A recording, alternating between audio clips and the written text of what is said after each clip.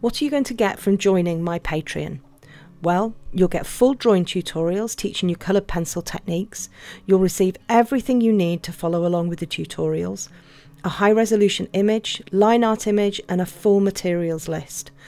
Not only do you receive step-by-step instruction as to how to draw beautiful animals and fabulous fur, you'll also receive coaching advice, how to overcome challenges and how to develop your own pencil work. Depending on what tier you decide to join, there will be monthly Q&A sessions, critiques and my weekly art club and live drawing sessions.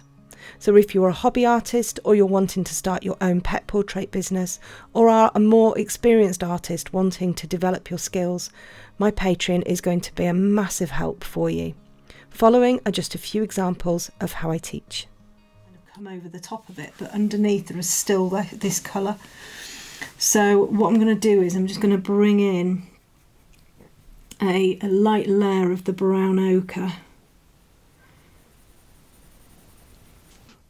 Right, so what I'm going to do here is I'm just going to start to bring in a little bit of colour into this area here. So we're still using very, very, very light pressure.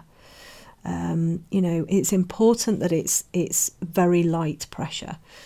I need to darken off this line here a little bit. And everything that we do will kind of add to, you know, add to the texture. So even the stuff that we put down to begin with that you may think you can't now see, that has all added to the whole texture of the whole piece. You know, so those initial marks are still really, really vital to the piece, hopefully.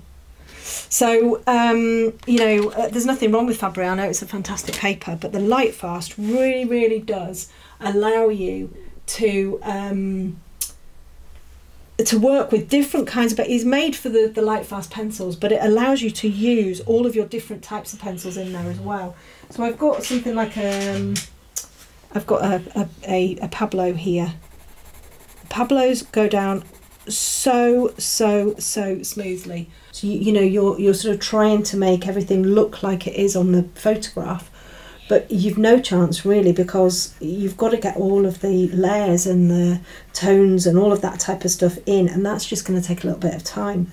And I think that's where people fall down quite a bit and get really frustrated and give up on a drawing or start again, because, you know, I mean, if you look at this here, this looks nothing like the photograph. But how could it? Because we haven't got any real changes in tone or anything like that in here. So come and join my fabulous community and start to develop your coloured pencil skills.